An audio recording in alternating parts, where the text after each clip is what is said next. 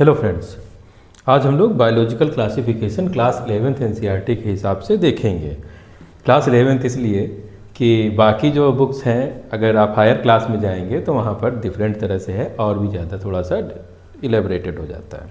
चलिए, biological classification actually वो पद्धति होती है जिसमें कि ऑर्गेनिज्म को अरेंज किया जाता है एक ग्रुप में, उनकी सिमिलरिटी, उनके एवोल्यूशन, इन सभी चीज़ों को ध्यान में रखते हुए।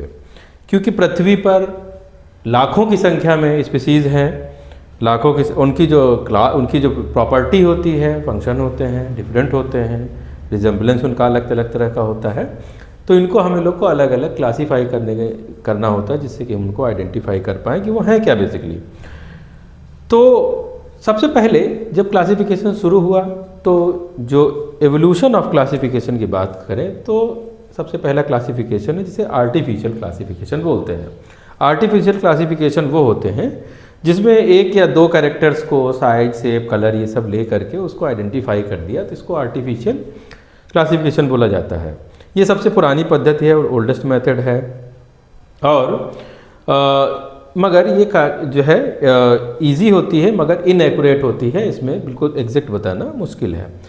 इसके बाद दूसरा जो सिस्टम है वो है natural classification system. Natural classification जो होता है वो मॉर्फोलॉजिकल कैरेक्टर्स, शेप, स्ट्रक्चर, इन सभी चीज़ों को ध्यान में रख कर किया जाता है। ज़्यादा ये पद्धति उससे ज़्यादा साइंटिफिक है। अगला है फाइलोजेनेटिक क्लासिफिकेशन, जिसमें एवोल्यूशन जो होता है वो बेस्ड होता है इवोल्यूशन हिस्ट्री, जो रिलेशनशिप होते हैं, डीएनए फॉसिल्स, रिकॉर्ड्स, और सबसे ज़्यादा कॉमन है और मॉडर्न टाइप का क्लासिफिकेशन ये पाया जाता है। दो किंगडम क्लासिफिकेशन, सबसे पहले अरस्तु ने जो क्लासिफिकेशन किया उन्होंने कहा एक वो हैं जिनमें ब्लड है, लाल रंग का खून पाया जाता है, और दूसरे हैं जो हैं जिनमें नहीं पाया जाता।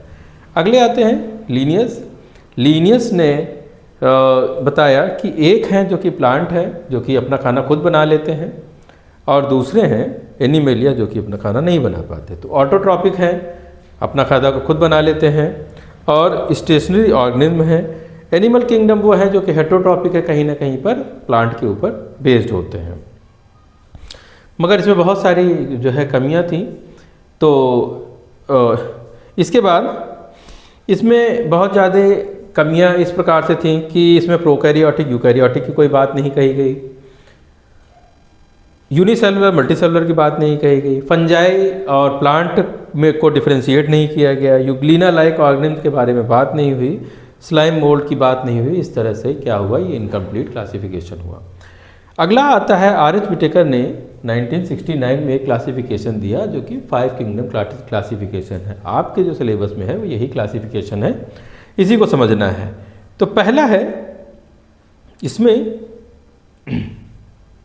इस क्लासिफिकेशन को जो किया गया वो cell type, body type, nutrition और इन सभी आधार पे किया गया। जैसे कि प्रोकैरियोटिक होते हैं ये यूनिसेलुलर है, ऑटोट्रॉपिक भी हो सकते हैं, हेटरोट्रॉपिक भी हो सकते हैं, इसमें बैक्टीरिया, साइनोबैक्टीरिया सब आते हैं। वहीं पर यूकैरियोटिक जो होते हैं वो यूनिसेलुलर भी हो सकते हैं, यूनिसेलुलर ऑटोट्रॉपिक भी हो सकते हैं, हेटरोट्रॉपिक भी हो सकते हैं, जैसे यूग्लिना, अमीबा वगैरह। वहीं पर यूट्रॉपिक हैं और यूकैरियोटिक हैं, यूकैरियोटिक हैं, मल्टीसेलुलर हैं। तो ये जो मल्टीसेलुलर हैं इसमें हेटरोट्रॉपिक हो सकते हैं, सप्रोफिटिक हो सकते हैं, जैसे कि मशरूम, और इसमें यूकैरियोटिक मल्टीसेलुलर ऑटोट्रॉपिक हो सकते हैं जो कि एंजियोस्पर्म, फर्न, ये सब हैं। वहीं पर यूकैरियोटिक मल्टीसेलुलर हैं जो कि हेटरोट्रॉपिक हो सकते हैं, जो कि एनिमल हैं। तो इस प्रकार से जो पहला हमने बताया प्रोकैरियोटिक, यूनिसेलुलर, ऑटोट्रॉपिक या हेटरोट्रॉपिक हैं, ये इनको मोनेरास में रखा गया। तो जो पहला किंगडम है वो है किंगडम मोनेरा। इसमें बैक्टीरिया हैं और प्रोकैरियोट्स इसके अंतर्गत आते हैं। मोनेरा जो है ये इसमें जो है ट्रू न्यूक्लियस इसके अंदर नहीं पाया जाता है, यूनिसेलुलर होते हैं, 70S टाइप का राइबोसोम पाया जाता है इसके अंदर। सेल वॉल जो होती है उसमें पेप्टाइडोग्लाइकन पाया जाता है। एसेक्सुअल रिप्रोडक्शन बाइनरी फिजन के द्वारा होता है। जेनेटिक रिकॉम्बिनेशन होता है, कॉन्जुगेशन होता है, इसमें जंक्शन होता है, ट्रांसफॉर्मेशन होता है। ये चीज़ें आप लोग जब आगे फाइलम पढ़ेंगे तो उसमें अच्छे से समझ में आएंगी। इसके बाद जो बैक्टीरिया होता है उसको शेप के आधार पर अलग अलग बांटा जाता है। कोकस वो होते हैं जो स्फेरिकल टाइप के होते हैं, जैसे स्ट्रेप्टोकोकस। बैसिलस वो होते हैं जो रॉड शेप होते हैं, जैसे कि लैक्टोबैसिलस। वहीं पर स्पाइरलम स्पाइरल शेप में होंगे, और विब्रियो जो कि कॉमा शेप्ड के होते हैं, जो कि विब्रियो कॉलोनी में पाया जाता है। बैक्टीरिया का अगर क्लासिफिकेशन किया जाता है तो न्यूट्रिशन के आधार पर ये ऑटोट्रॉपिक होंगे, फोटोसिंथेटिक हो सकते हैं, तो साइनोबैक्टीरिया जो होते हैं वो फोटोसिंथेटिक होते हैं। वहीं पर जो कीमो सिंथेटिक होते हैं वो नाइट्रीफाइंग बैक्टीरिया होते हैं। हेट्रोट्रॉपिक सेप्रोफिटिक डिकम्पोजर होते हैं, वहीं पर पैरासिटिक पैथोजन भी पाए जाते हैं। अर्की बैक्टीरिया जो होते हैं वो सबसे पुराने बैक्टीरिया हैं। ये जो होते हैं एक्सट्रीम कंडीशन में रह लेते हैं, बहुत ज़्यादा सैलाइन में भी रह लेंगे, बहुत ज़्यादा हॉट वेदर में भी रह लेंगे, बहुत ज़्यादा ठंड में भी रह लेंगे, तो बहुत टॉलरेंस पावर इनकी बहुत ज़्यादा होती है, क्योंकि सेल मेम्ब्रेन में इसमें जो है बहुत सारे बॉन्ड होते हैं। तो ये पाए जाते हैं, जैसे कि जो काऊ है उसके इंटेस्टाइन में पाया जाता है, मीथेन प्रोड्यूस करता है, इनको मीथेनोजेंस बोलते हैं। वहीं पर सैलाइन वाटर में पाया जाता है, हेलोफिल्स बोलते हैं, थर्मो एसिडोफिल्स जो कि गर्म पानी के झरनों में पाए जाते हैं। यू बैक्टीरिया जो होते हैं वो ट्रू बैक्टीरिया हैं। तो यू बैक्टीरिया जो हैं ये ट्रू बैक्टीरिया होते हैं, और ये ब्लू ग्रीन एल्गा जो होते हैं वो इसके अंतर्गत आते हैं। फोटोसिंथेटिक होते हैं, स्पेशल स्ट्रक्चर होता है इनके अंदर, नाइट्रोजन फिक्सेशन करते हैं। इसका एग्जाम्पल नॉस्टॉक एनाबीना है। वहीं पर माइकोप्लाज्मा जो होता है वो सबसे स्मॉलेस्ट सेल है, इसके अंदर सेल वॉल नहीं पाई जाती है, और ये जो है disease pneumonia like disease cause करते हैं। ये ऐसे ऑर्गेनिज्म हैं जो कि ऑक्सीजन के बिना भी जी लेते हैं। अगला जो किंगडम है वो है प्रोटिस्टा। प्रोटिस्टा यूकैरियोटिक हैं, ज़्यादातर यूनिसेलुलर हैं, और ये रहते हैं मॉइस्ट प्लेसेस में, मोटाइल होते हैं, फ्लैजला या सीलिया पाया जाता है, एसेक्सुअल रिप्रोडक्शन बाइनरी फिजन या एसेक्सुअल रिप्रोडक्शन करते हैं।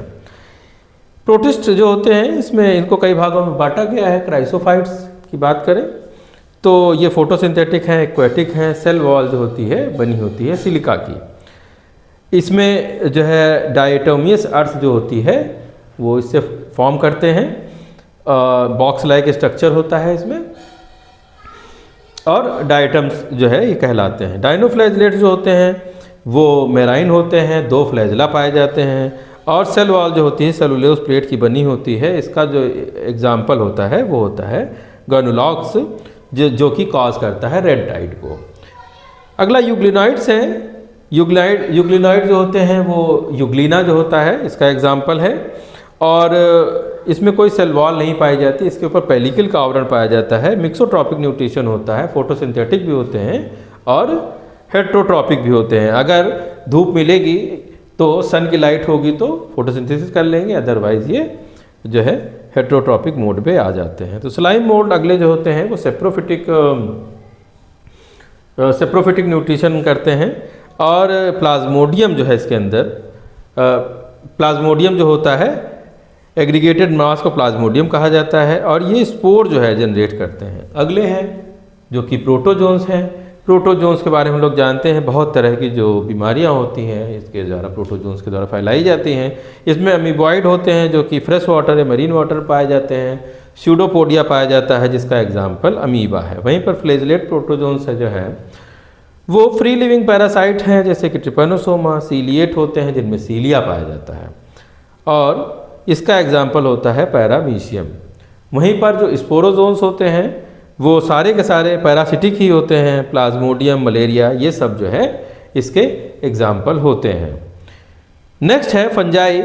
फंजाई जो होते हैं, फंजाई जो अगला क्लास है, इसमें यूकैरियोटिक हेट्रोट्रॉपिक होते हैं। एब्जॉर्प्टिव जो है न्यूट्रिशन इसके अंदर पाया जाता है। सेल वॉल काइटिन की बनी होती है जो इसकी स्पेशलिटी है, और बॉडी जो होती है माइसीलियम का नेटवर्क होता है, जो कि माइसीलियम होता है जो कि नेटवर्क ऑफ हाइफी होता है। रिप्रोडक्शन इसमें एसेक्सुअल, स्पोर और बडिंग के द्वारा होता है। वहीं पर सेक्सुअल रिप्रोडक्शन प्लाज्मोगैमी, कैरियोगैमी या मियोसिस के द्वारा होता है। जो फंजाई है वो फाइकोमाइसिटीज, फाइकोमाइसिटीज जो कि राइजोपस म्यूकर, जो कि ब्रेड मोल्ड में हम लोग देखते हैं, ब्रेड में लग जाती है फंगस, वो है। इसका रिप्रोडक्शन स्पोरेंजिया के द्वारा होता है। वहीं पर जो एस्कोमाइसिटीज होती है, इसको सैक फंगी बोलते हैं। यीस्ट पेनिसिलियम और में पाया जाता है। सेक्सुअल जो है स्पोर्स जो होते हैं उनको एस्को स्पोर्स कहा जाता है। एसेक्सुअल स्पोर को कोनिडिया कहा जाता है। बेसिडियोमाइसिटीज को क्लब फंजाई कहा जाता है। इसका एग्जाम्पल मशरूम है, पफ बॉल्स है और बकेट जो है ब्रैकेट फंजाई है। इसका जो सेक्सुअल रिप्रोडक्शन होता है वो बेसिडियोस्पोर्स कहलाता है। वहीं पर ड्यूट्रोमाइसिटीज जो होती हैं, इनकी कोई भी सेक्सुअल स्टेज नहीं होती है। ये अल्टरनेरिया और ट्राइकोडर्मा इसके जो है एग्जाम्पल हैं। किंगडम प्लांटी जो है वो एक बड़ा किंगडम है। किंगडम प्लांटी और एनिमेलिया, इसको बाद में और भी ज़्यादा एलोबरेट किया जाएगा। तो किंगडम प्लांटी के ये जो होता है वो यूकैरियोटिक है, मल्टीसेलुलर है, फोटोसिंथेसिस करने वाले होते हैं। इनको रिप्रोडक्शन सेक्सुअल एसेक्सुअल दोनों हो सकता है। इसके अंदर जो फाइलम आते हैं वो एल्गी, ब्रायोफाइटा, टेरिडोफाइटा, जिम्नोस्पर्म और एंजियोस्पर्म आते हैं। वहीं पर एनिमेलिया जो होते हैं, जिसमें कि सभी जीव जंतु आते हैं, ये यूकैरियोटिक होते हैं, मल्टीसेलुलर होते हैं। इनके सोई सेल वॉल नहीं पाई जाती, हेट्रोट्रॉपिक मोड ऑफ न्यूट्रिशन होता है और नर्वस सिस्टम पाया जाता है और सेक्सुअली रिप्रोड्यूस करते हैं। ये सारी जो होते हैं ये हम लोग अलग से देखेंगे एनिमल क्लासिफिकेशन में। वायरस, वायराइड, प्रियॉन्स जो है ये थोड़ा सा डिफरेंट है, जो कि इसके अंदर विटेकर के क्लासिफिकेशन में नहीं थे। वायरस जो होते हैं एसेलुलर होते हैं, इन्फेक्शियस होते हैं। डीएनए या आरएनए पाया जाता है, दो में से एक पाया जाता है, एक दोनों नहीं पाए जाते। आउटर कवरिंग जो होती है कैप्सूल की होती है और अंदर जो है न्यूक्लिक एसिड होता है। वायरस जो होते हैं डीएनए वायरस और आरएनए वायरस दोनों हो सकते हैं। इसका example HIV, influenza, tobacco virus, ये सारे होते हैं।